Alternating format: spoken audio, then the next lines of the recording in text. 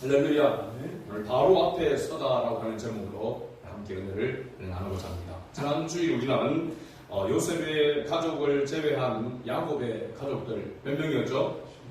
70명. 그죠? 70명. 신약 성경에는 요셉의 가족을 포함해서 75명으로 사도행전 7장에 기록되어 있다라고 이렇게 말씀을 드렸고, 그 이유에 대해서도 말씀을 드렸습니다.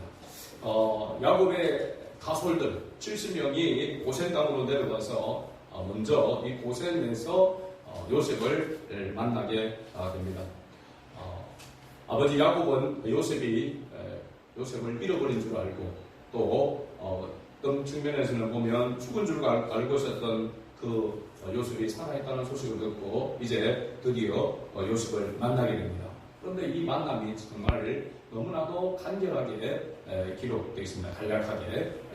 그리고 보면 요셉을 만나서 서로 목을 맞추고 얼마 동안 울었다라고 하는 것으로 이렇게 어떻게 보면 긴 세월 동안 그 마음 아파하면서 괴로웠던 그 모든 것들이 사실 이 간략하게 기록된 이 속에 포함되어 있습니다. 사실 지난주에 우리가 창세기 46장에서 핵심은 야곱이 헤브론에서 거주하고 있던 헤브론에서 애굽으로 내려가는 길에 브엘세바에 이르게 되었었습니다. 그 브엘세바에서 이 야곱은 하나님께 여호와께 희생 제사를 드리게 되었죠. 그 희생 제사를 드리고 난 다음에 하나님의 음성을 듣게 되는 그런 부분을 우리가 살펴보았습니다. 그래서 사실 중요한 핵심이 뭐냐면 좋은 일이든 좋지 않은 일이든 모든 일에 있어서 하나님 앞에 예배하는 삶, 하나님을 제일로 생각하는 그 신앙의 모습이 바로 야곱을 통해서 성숙한 신앙의 그런 모습을 우리가 발견할 수 있었습니다. 우리가 신앙생활 가운데서 모든 일에 앞서 먼저 하나님의 은혜를 기억하고 주님께 예배하는 삶이 바로 예수 그리스도로 말미암아 구원함을 얻은 하나님의 자녀들의 삶의 기본이 되어야 될 줄로 믿습니다. 하나님께 예배하는 것은 하나님의 중심의 삶을 살기 위한 출발이다 라고 이렇게 말할 수 있습니다. 그래서 모든 삶에 있어서 출발, 모든 삶에 있어서의 중심이 바로 예배여야 한다라고 하는 것을 우리가 야곱을 통해서 발견할 수가 있었습니다. 오늘 드디어 창세기 47장은 요셉의 아버지 야곱과 형제들이 가나안 땅에 와서 애굽의 고센 땅에 머물고 있음을 바로 왕에게 요셉이 고하는 것으로 시작하고 있습니다. 특히 2절에 보니까 요셉은 자기 형들 중에서 5명을 택하여 바로 왕 앞에 보였다라고 이렇게 말하고 있습니다. 여기 바로 왕 앞에 보였다라고 하는 것은 사극 드라마를 보면은 이 장면을 왕을 아련하다라고 이렇게 말할 수 있습니다. 그런데 왜 하필이면 요셉의 형들이 여러 명이 있는데 그 가운데서 5명만을 데리고 바로 왕 앞에 아련하게 되었는가 라고 하는 것입니다. 그것은 이 숫자가 가리키는 의미가 있습니다. 가나안 땅 하나님의 숫자는 7이 완전수입니다. 7이 완전수인데 당시 애굽에서는 5가 완전수였다는 겁니다. 그러니까 요셉이 자기 형들 가운데 5명을 데리고 바로 왕을 아련하게 되었다라고 하는 것은 바로 왕 앞에 디테일하게 예의를 갖추어서 만나게 되었다, 보이게 되었다라고 하는 것을 말할 수 있습니다. 이것도 하나의 요셉이 하나님께서 주신 그 지혜로 이렇게 하였다라고 이렇게 볼 수가 있습니다. 애굽의 바로 왕이 요셉의 형들에게 묻습니다. 첫 번째 질문이 바로 뭐냐면 너희 생업이 무엇이냐, 뭐 하고 살았느냐라고 이렇게 묻습니다. 그런데 이미 형들은 요셉을 통하여서 바로 왕 앞에 만나게 되어지면 무슨 말을 해야 될지에 대해서 이미 사전에 교육을 받았다고 할 수 있습니다. 그래서 요셉이 이미 알려준 대로 형들은 조상대대로 우리는 가축, 짐승을 치는 바로 목자들이다라고 그렇게 말합니다. 그리고 가나안 땅에 기근이 심하여서 종들의 양떼를 칠 곳이 없기로 이곳에 거류하고자 왔사오니 원하건대 종들로 고센 땅에 살게 하소서라고 이렇게 대답을 합니다. 여기 형들이 바로 왕 앞에 이야기하면서 거류하기 위해서 왔다 라고 이렇게 이야기하고 있는데, 이 거류하다라고 하는 이 단어는 계속 거기에 눌러앉아 살겠다라고 하는 것이 아니라 잠시 동안 머물겠다라고 하는 말입니다. 언제까지일까요? 언제까지라고 대충 말할 수 있을까요? 기근이 끝날 때까지. 기근이 끝나게 되어져서 다시 회복되어지면 가나안 땅으로 다시 돌아가겠다라고 하는 것입니다. 그런데 그들이 잠시 동안 기근이 끝나고 나서 돌아간 것이 아니라 몇 년을 머물게 됩니까? 430년 동안 이 고센 땅에 머물게 되어지고 출애굽하게 되어지는 그런 모습을 보게 되죠. 어쨌든 요셉의 형들은 바로 왕 앞에 잠시 동안 기근이 끝날 때까지 머물기 위해서 왔다라고 이야기하고 있고, 요셉이 이미 말한 대로 고센 땅에 머물게 해달라, 살게 해달라라고 이렇게 하였습니다. 이 고센 땅은 우리 보면은 그 나일강 삼각주에서 비옥한 그런 땅이고, 또 어떤 측면에서 보면 가나안 땅과 좀 가까운 그런 곳이 바로 가장 기름진 땅, 가장 가축을 먹일 수 있는, 키울 수 있는 그런 아주 적당한 땅이 지역이 바로 어딘가는 이 고센 땅이었습니다. 다른 이름으로는 뒤에 11절에 보면 애굽의 좋은 땅 라암셋을 그들에게 주어 소유로 삼게 하고 라고 이렇게 말하고 있습니다. 라암셋이라고 그렇게 말하고 있죠. 출애굽에 보면 라암셋에서 이스라엘 백성들이 출애굽을 시작하는 것으로 이렇게 나와 있습니다. 자, 거기다가 바로 왕은 그들이 가축을 치는 그런 목자들이었기 때문에 바로 왕은 그러면 고센 땅에 가되 자기 가축들, 능력 있는 자들로 하여금 자기 가축들도 관리하도록 이렇게 한 것입니다. 이것은 바로 왕의 이는 배려라고 하는 이 측면에서 보면은 요셉이 그만큼 바로 왕의 신임을 아주 두텁게 받고 있었다라고 하는 것을 우리가 볼 수 있습니다. 그래서 요셉이 이야기하는 대로, 또 요셉의 형들이 요구하는 대로 거기에 머물게 했습니다. 그리고 가축을 키우는, 돌보는, 관리하는 이 부분들이 나중에 가서 보면은 얼마나 중요한 부분인가라고 하는 것을 또한 알 수 있습니다. 이제 요셉이 바로 왕 앞에 자기 아버지 야곱을 인도하여 바로 왕 앞에 서게 합니다. 그런데 놀랍게도 기근을 피하여 먹고 살기 위해서 지금 피난 온 이 야곱이 바로 왕 앞에서 뭐 하였다고 기록하고 있습니까? 7절에 축복했다라고 이렇게 기록하고 있습니다. 사실 생각해보면 정말 말도 안 되는 그런 소리죠. 먹을 것이 없어서 먹고 살기 위해서 어떻게 보면 아들의 그런 배려를 통하여서 지금 피난을 온 그런 상황입니다. 그렇게 그런 사람이 또 나이 들어서 어떻게 보면 지금 130세 야곱이 바로 왕 앞에 설 때에 나이가 130세가 됐단 말이죠.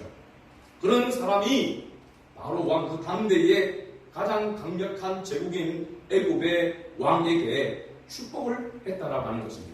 이게 사실 이해가 되지 않는 그런 부분이죠. 아마 바로 왕도 상당히 당황했거나 황당했다 이렇게 생각할 수 있습니다. 그래서 바로 야곱에게 바로 왕이 뭐라고 질문을 합니까?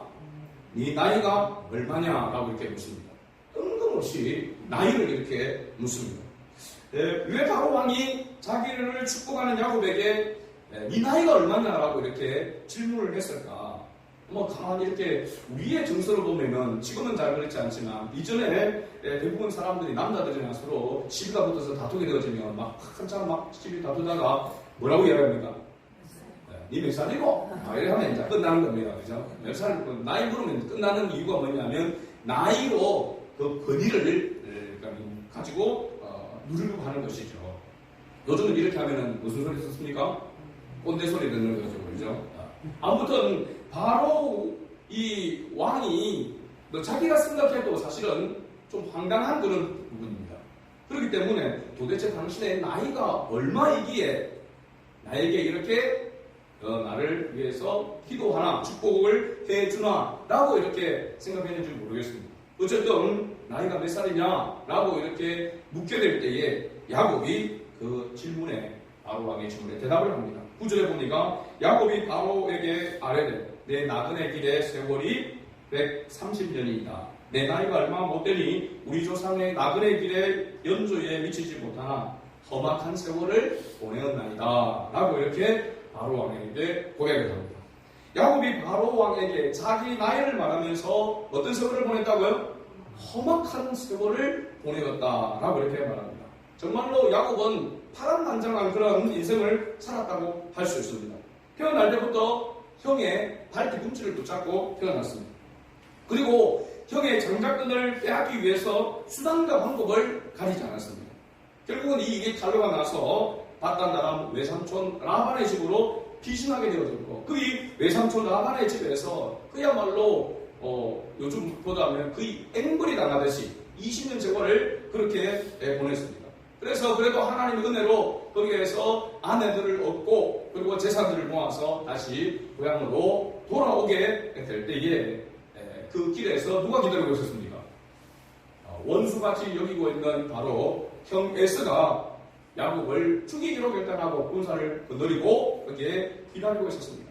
그런 불안한 가운데서 두려운 밤을 지샜던 그런 일들, 그리고 돌아와서도 가장 자기가 사랑하는 아들 바로 요셉을 잃어버렸던 일, 그 사랑하는 아들 요셉을 잃고 지냈던 그 세월들, 그렇게 보면 거기다가 이 말년에 대해서는 인생 말년에 모든 꽃들이 좀 피어되고 모든 것들이 잘 마무리되어지고 좋아져야 될 그런 때인데 지금 어떤 상태입니까?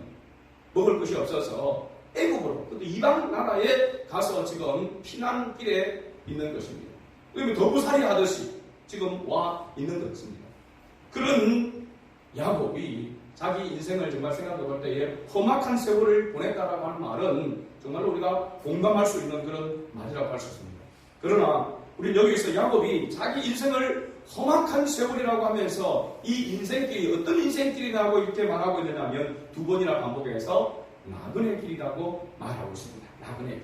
내 나그네 길이 130년이다 라고 그렇게 말하고 있죠. 나그네 길이라고 하는 이 고백은 말하면 야곱이 살고 있는 이 세상, 이 인생길이 나그네 길이라고 한다는 것은 돌아갈 뭐가 있다는 것입니다.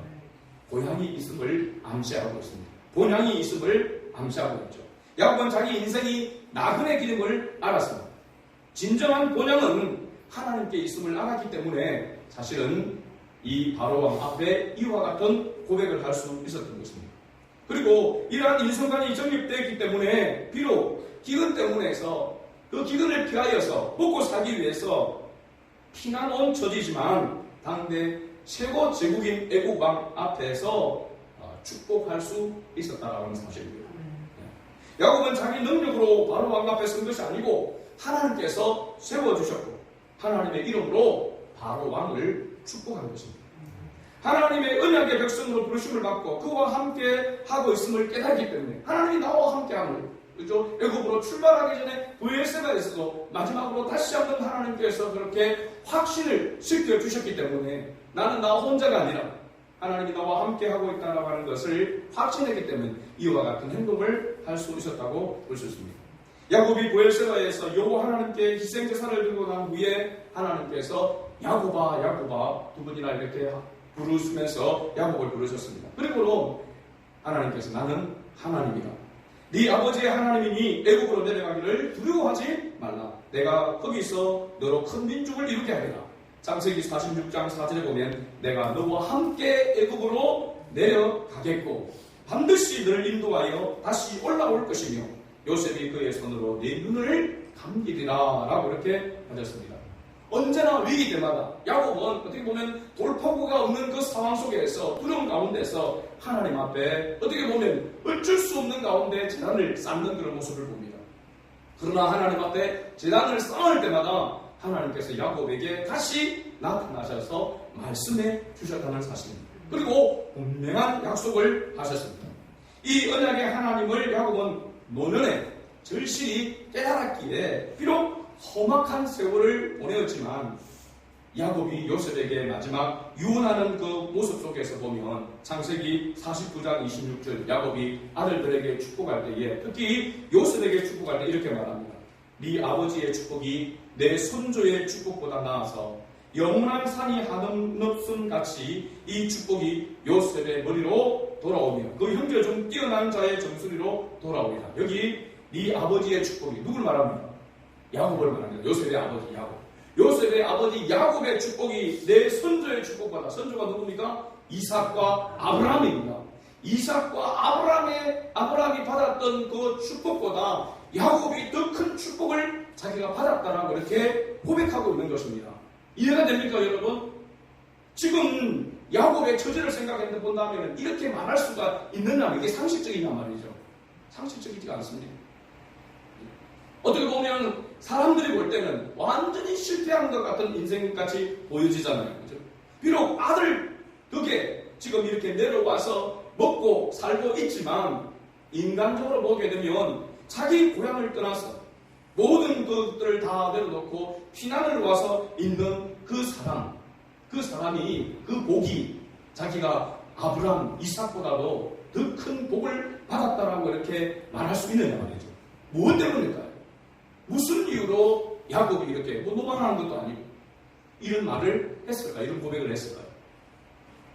야곱은 자기의 인생길을 돌아볼 때마다 그 험난하고 그 굴곡 속에서 하나님이 자기와 함께하고 있었다라고 하는 것을 깨달았다는 사실입니다.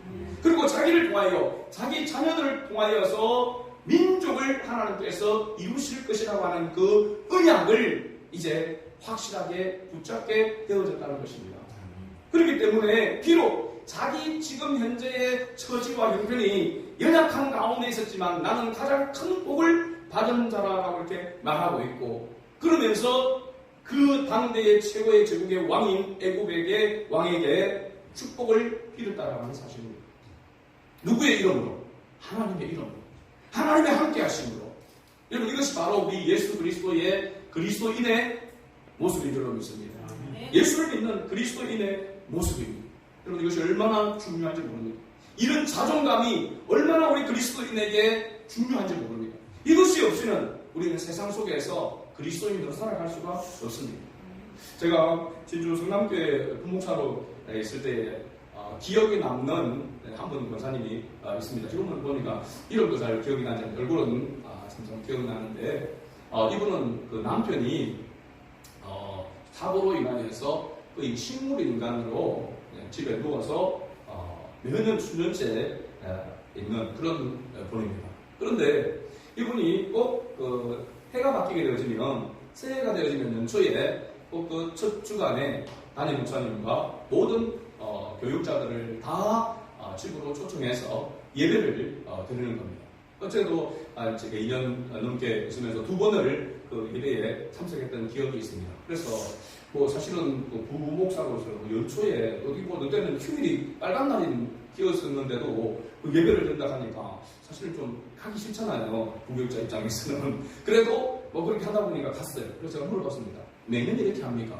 지금 수년째 그렇게 하고 있다. 이렇게 이야기를 하더라고요. 그래서 좀 보니까 그때 당시로서는 조금 좀 귀찮은 그런 부목사였기 때문에 그걸 있었는데, 그렇게 하는 그 이유가 뭔가라고 볼 때에 그분의 지금 상황이나 형편들이 그렇게 뭐 녹록지 않고, 그리고 평상시에도 교회에서 그렇게 열정적으로 신앙생활을 같이 보이지도 않았습니다. 그런데 내년 되면 꼭 담임 목사님과 모든 교육자가 듣지도 않은데 다 초청해서 집에서 예배를 드리고 식사를 대접하는 그러한 일을 계속해서 하는 것입니다. 그래서 보니까 한 해의 시작을 하나님께서 세우신 주의 종을 통하여서 축복을 받고 그렇게 살아가는 것이 자기는 옳다라고 생각해서 그렇게 하고 있다라고 하는 그런 말을 들었습니다. 이것은 굉장히 어떻게 보면은 어떤 측면에서 보게 되면 뭐 기복적인 그런 부분도 있다고 하지만, 또 어떤 측면에서 보면은 하나님을 또 의지하고 하나님이 복을 주셔야 우리가 살아갈 수 있다라고 하는 그런 신앙의 고백이라고 할 수 있습니다. 저는 그 부자가 맞다라고 생각합니다. 그래서 담임 목사님의 그런 기도와 모든 교육자들의 그런 축복의 기도와 그리고 식사를 대접하면서 한 해를 시작하고자 하는 그 마음, 그 중심이 굉장히 귀하게 보여졌습니다. 제가 왜 이런 이야기를 하냐면은 주님의 몸된 교회에 하나님께서 기름 부어 세우신 목회자에게 하나님께서 축복권을 주신 줄 믿습니다. 그러나 목회자에게 주는 것만 아닙니다. 여러분에게 동일하게 하나님께서 주셨다는 사실입니다. 예수 그리스도를 믿는 모든 그리스도인에게 하나님께서는 하나님의 축복권을 주님의 이름으로 우리가 복을 비는 것이 아니라 주님의 이름으로 주님께서 복 주실 것을 믿고 축복을 비는 것입니다. 그것이 얼마나 중요한지 모릅니다. 나에게 이런 축복권이 있다라고 하는 사실이 여러분 인정하십니까? 그렇기 때문에 여러분 자녀들에게 축복해야 하는 것입니다. 축복의 기도를 매일매일 해야 하는 것이죠. 가급적이면 하나님의 자녀들에게, 내 자녀들에게 하나님의 이름으로, 주님의 이름으로 계속해서 복을 비는 그런 기도가 필요합니다. 물론 잘 먹고 잘 살게 해달라고 하는 그런 것도 필요하겠지만 하나님을 바르게 섬길 수 있는 믿음 위에 굳게 서게 해달라고, 그죠? 영육간에 강건케 해달라고 하는 그런 복을 비는 그런 기도가 필요하다라고 하는 것을 알 수 있습니다.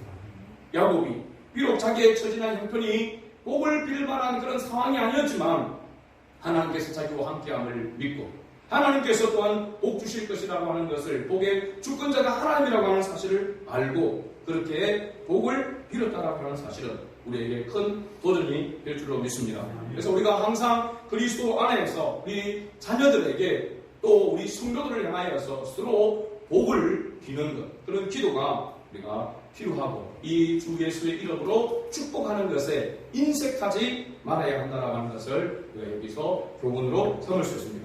야곱이 자신과 함께 하고 계신 하나님을 신뢰하고 바로 앞에 서서 축복했던 것은 결코 우연이 아닙니다. 요셉은 하나님의 인도하심이 아버지 야곱과 함께하고 계심을 깨달았기 때문에, 생각해보세요. 요셉이 자기가 얼마나 지금 대단한 존재입니까? 애굽의 총리입니다. 그리고 그러면 그 애굽의 왕인 바로가 얼마나 대단한 존재입니까? 그런 사람 앞에 자기 아버지, 어떻게 보면 인간적으로는 완전히 실패하여 밑바닥에 내려온 그 아버지를 왕 앞에 서게 했다라고 하는 것은 이건 쉬운 일이 아닙니다. 여러분. 인간적으로 어떻게 보면 부끄러워서, 그렇죠? 그럴 수도 있잖아요. 감출 수 있는 부분 있잖아요. 그런데 요셉은 야곱을 바로 왕 앞에 세웠다는 사실입니다. 서게 했다는 사실입니다. 그리고 축복하게 했다는 사실입니다. 이유가 뭘까요? 요셉은 자기가 여기까지, 자기가 형들의 모함에 의해서 팔려오고 또 애굽에서도 모함을 당하고 그런 가운데 감옥에 갇히고 그런 우여곡절 끝에 애굽의 총리가 지금 되어서 이 자리에 있는 그 모든 것이 자기의 능력으로 된 것이 아님을 절실하게 깨닫고 있었기 때문에 그렇습니다. 하나님께서 나와 함께 하시고 하나님께서 앞서 나를 보내셨다라고 하는 사실, 절대적인 주권자가 하나님이시라는 사실을 이 요셉은 철저하게 깨닫고 있었기 때문에 비록 보잘것없는 모습인 그 아버지 야곱을 바로 왕 앞에 세울 수 있었다는 사실입니다. 여러분, 이것이 얼마나 대단한 자존감이라고 말할 수 있습니다. 우리 그리스도인에게, 우리 하나님의 자녀에게 반드시 우리가 가져야 될 그런 자존감인 줄 믿습니다. 비록 세상 사람들은 우리를 어떻게 볼지 모르지만, 어떤 기준으로 어떤 모습으로 표현할지 모르지만 우리는 그리스도 안에서 하나님의 자녀이고 하나님의 축복권을 가진 자이고 하나님의 바로 대리자가 되는 그런 존재라고 하는 사실을 우리가 잊어서는 안 될 줄 믿습니다. 그 다음 내용은 요셉이 얼마나 하나님이 주신 그 명철과 지혜로 애굽의 경제를 잘 이끌어가는지를 보여주면서 자신을 믿고 애굽으로 온 그 형들과 그의 아버지의 모든 식구들을 봉양하였다라고 이렇게 말하고 있습니다. 이 요셉이 그냥 말로만이 아니라 얼마나 철저하게 봉양했는지를 보게 되어지면 그 당시 그 기근으로 인하여서 이웃의 애국 사람들을 비롯하여 모든 사람들이 돈을 가지고 곡식을 사러 왔습니다. 그런데 기근이 계속되어지니까 돈이 다 떨어진 것입니다. 가나안 땅의 사람들도 애국 사람들도 돈이 다 떨어졌습니다. 그러니까 어떻게 합니까? 자기들의 땅과 마지막에는 자기들이 그냥 그야말로 생명줄과 같은 가축까지도 곡식과 바꿔야 되는 그런 상황에 이르게 됐습니다. 그래서 모든 사람들이 어떻게 보면 꼭 자기 집에 있는 가축을 이끌고 곡식을 사러 다시 와서 그 많은 엄청난 그 가축들을 다 어디로 보내겠습니까? 바로 야곱이 아들들이 거주하고 있는 고센 땅으로 보냈던 것입니다.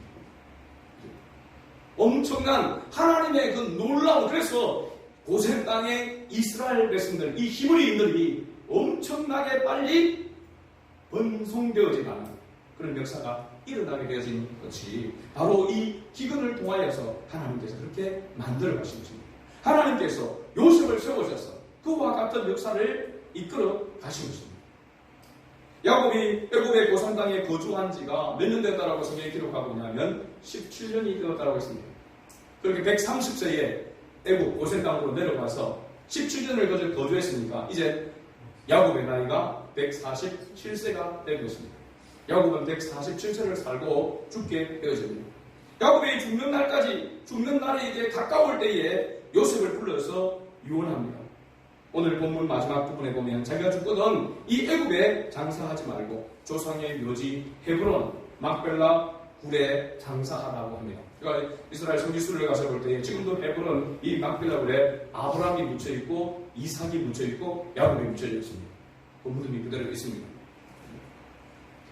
이것은 하나님께서 언약의 백성, 구별한 하나님의 백성, 그곳에 그 열조의 묘실에 묻히기를 원한다라고 하는 것은 하나님께서 반드시 언약의 백성을 통해서 하나님의 뜻을 이루실 것이라고 하는 그런 믿음의 고백이라고 하는 것을 알 수 있습니다. 또 놀라운 것은 야곱이 요셉에게 이 약속을 지키라고 맹세하라 하고 이야기할 때에 요셉이 아버지 야곱에게 맹세하니 이스라엘이 이제 대표성을 말하고 있습니다. 이스라엘 야곱이 침상머리에서 하나님께 경배하였다라고 오늘 마지막 31절에 기록하고 있습니다. 여러분 우리가 야곱을 생각할 때에 얼마나 약삭빠르고 자기의 목적을 위해서는 수단과 방법을 가리지 않는 그런 사람이었습니다. 그런 기질을 가지고 있는 그 야곱이 그래도 마지막 부분에 가서 하나님께서 그에게 베풀어준 그런 것들을 다시 깨닫고 난 다음에 야곱의 신앙이 얼마나 성숙되어져 있는가라고 하는 것을 우리가 여기서 볼 수 있습니다. 이것은 우리 그리스도인이 본받아야 될 그런 모습인 줄 믿습니다. 우리가 마지막에 많은 재물을 모으고 많은 것을 소유하여서 성공해서 주님 옆에 서는 것보다도 내가 어떤 형편에 있든지 그곳에서 하나님을 기억하고 하나님의 이름을 부르며 하나님을 의지하는 그 믿음을 지키는 사람으로서 세워지는 것이 성숙한 그리스도인의 모습이다라고 하는 것을 우리에게 보여주고 있습니다. 결론입니다. 오늘 말씀의 핵심은 세 가지입니다. 첫째, 하나님께서 우리에게 주신 축복권을 활용해야 될 줄로 믿습니다. 우리는 저주가 아니라 자녀들을 향해서도 여러분 저주하면 안 됩니다. 욕을 하면서 저주하면서 옛날에 우리 시골에서는 얼마나 욕을 그 부모들이 자식들한테 잘했는데 막 쇠빠져 죽을 놈, 나가서 죽을 놈, 빌어먹을 놈, 온갖 그 입에 담을 수 없는 지금 같으면 폭력이잖아요, 폭력이죠. 그런 폭력들을 했습니다. 그런 말들. 우리 자녀들에게 저주하는 말을 해서는 안 될 줄로 믿습니다. 잘 될 것이다. 너는 하나님이 함께 하실 것이고 하나님이 너를 책임져 주실 것이다. 라고 하는 이 신앙을, 이러한 믿음을 계속해서 불어넣어주고 하나님께서 지혜를 주기를 원하고 하나님께서 함께 하시면 능치 못할 일이 없을 것이다. 라고 하는 그러한 축복을 자녀들에게 계속해서 우리가 해야 될 줄로 믿습니다. 두 번째는 하나님께서 우리에게 주신 믿음을 굳게 붙잡아야 합니다. 어떤 상황 속에서도, 여러분 어떤 환경 속에서도 여러분 비굴하지 아니하고 낙심하지 아니하고 믿음을 붙잡을 수 있기를 바랍니다. 믿음을 붙잡는 것만이 우리가 이 세상에서 그리스도인으로서 승리하는 것인 줄로 믿습니다. 세 번째, 영원한 본향을 사모하며 나그네 길을 걸어야 합니다. 야곱이 나그네 길이라고 이야기한 것은 본향을 사모했다는 것입니다. 이곳에 여기에 내가 영원토록 살 것 같은 그런 가치관으로, 그런 인생관으로 살아가면 온전히 하나님을 섬길 수 없습니다. 온전히 하나님을 의지할 수가 없습니다. 더 많은 것, 더 좋은 것으로 자꾸 소유하기를 원하고 누리기를 원하는 그 마음, 그 신앙으로는, 그 모습으로는 절대로 우리가 하나님의 영광을 위해서 살아갈 수가 없습니다. 여러분, 우리의 영원한 본향은 하나님께 있는 줄로 믿습니다. 주님과 함께하는 삶이 바로 우리에게 가장 중요한 복이라는 것을 알고 이러한 은혜를 사모하고 살아가는 그런 우리 모두가 될 수 있기를 주의 이름으로 축복합니다. 아멘. 우리 예수의 향기 33장 찬양 우리 다 일어나셔서 가사 생각하면서 우리 부르시고 함께 결단의 시간 가지도록 하겠습니다.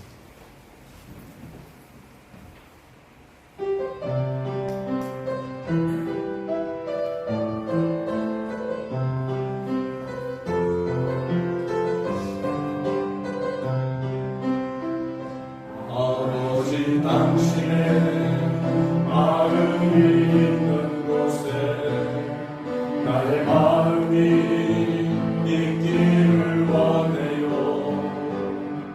아버지 당신의 눈물이 고인 곳에 나의 눈물이 고이길 원해요.